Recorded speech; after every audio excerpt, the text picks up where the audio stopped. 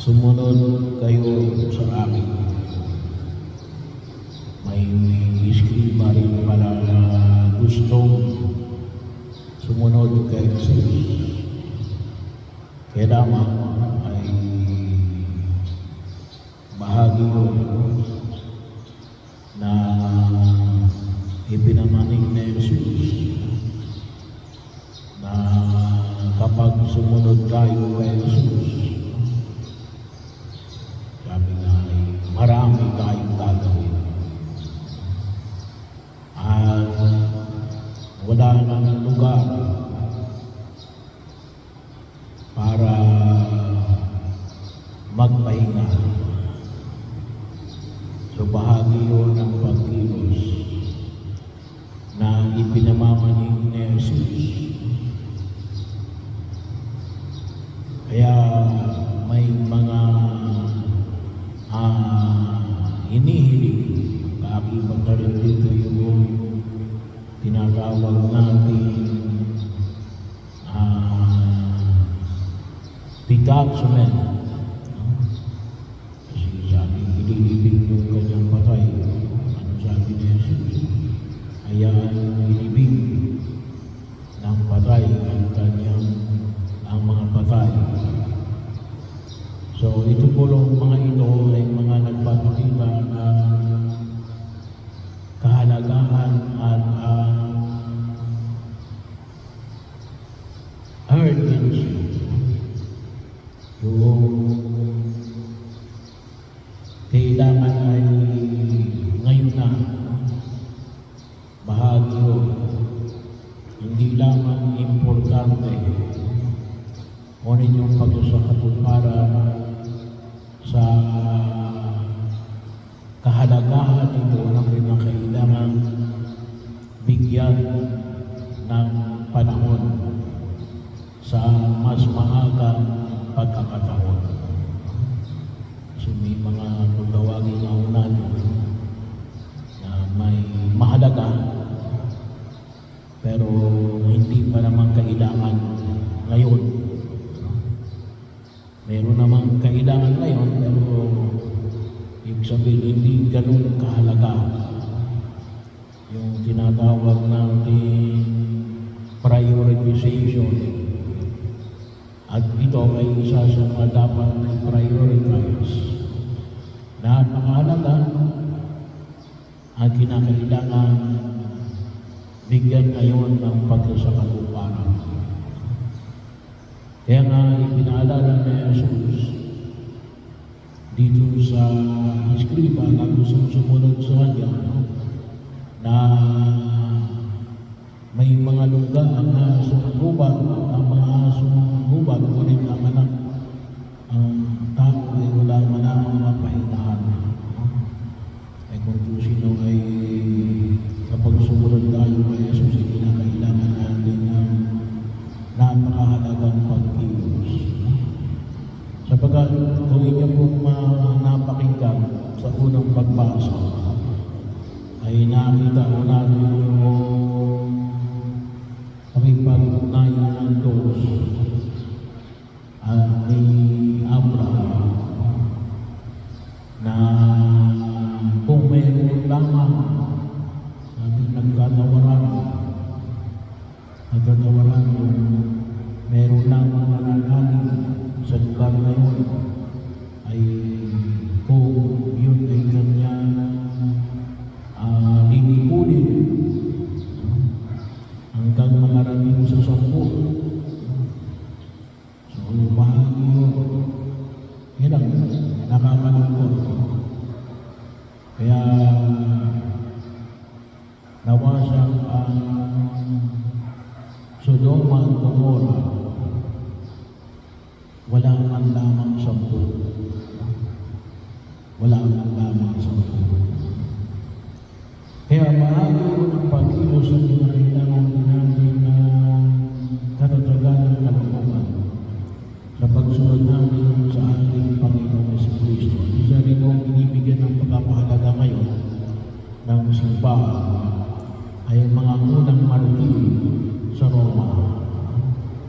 So sapagkat yung unang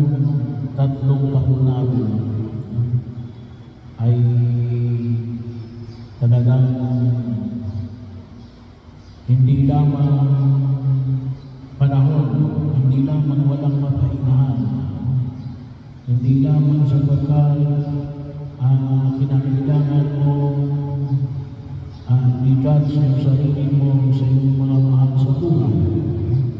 Marami kang iniwanan.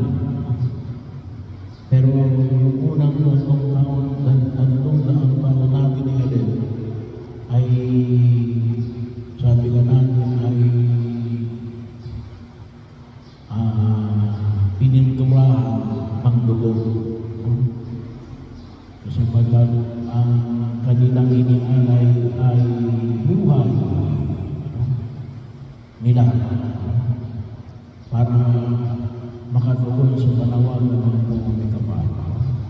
So ito yung makikita natin yung pinapakain sa Lord, ginagawang sa loob sa gabi, mga pinapaglaban sa mga gladiator. So bahagi mo, pinaglalaban, pinag-aamay hanggang mamatay na mapapanood ng marami. So naging sabi nga natin ay entertainer ng mga Romano noong panahon na yun. At ang kanilang ibinuwis ay humantong sa pagbubuwis ng kanilang buhay. At yun ay inaalala natin sa ngayon. At ang pagbubuwis ng simbahan ay makikita po natin. Well, sa bawat yugto ng istorya ng simbahan, may iba't ibang mga hamon na ipinamamanig sa atin para sabi nga natin, maipakita natin yung pagsunod natin sa ating Panginoong Jesucristo.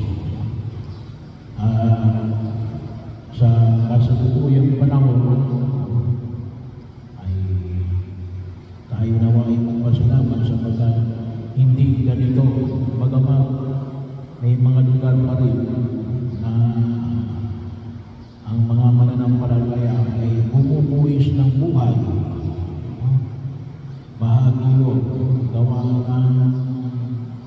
pananampalataya natin. So may mga lugar na talagang kuminsan ay inaalisan ng mga Kristiyano, ng mga Katoliko, gawa ng matinding pag-uusip.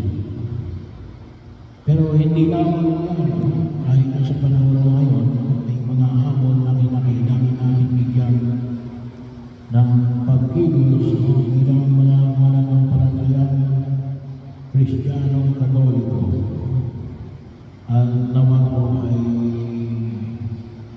matugunan natin kasi yung hamon na nais sa ipapamit ng pumikapal na nawa ay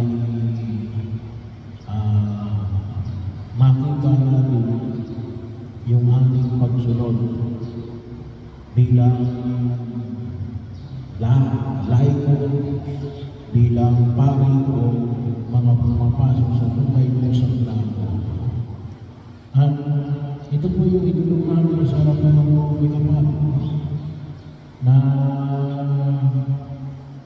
magkaroon tayo nawa ng kahandaan na kasi may mga sa pagsunod natin kay Jesus may bagay na kinakailangan natin iwanan ipagbalik. Kaya po nawa ay maging handa tayo sa namang na pagkilos. Hindi pwede na tayo ay sumunod kay Jesus nang wala tayong tinataya. Hindi yung sugal, yung taya sa sugal, yung tinataya natin na kinakailangan natin ibigay para higit natin makita yung buhay na nais ng pagkaloob ng buong ikaw. Isa na rin yung oras natin na kung tutusin nyo, sabi nga ko ay dry treasure and talent. Yung ating galing, yung ating oras, yung ating kayamanan, yan yung mga mahali na kung saan ay itinulog ng Diyos na nawa ay magamit natin sa ating pagsunod sa ating Panginoon Heso Kristo. At yun mo nawa yung tingnan natin, no? Pagkat kung isang iba ay sabi nga kung isang may mga tao gusto yung dalawang mundo, iba o yung mundo ni Kristo at yung mundo ng tao. At kung may mga pagkakataon mo na ang mundo ni Jesus ay kinakailangan may mga bagay na iwanan tayo sa mundo ng mga tao. At yun ang ipanalangin natin. Anaway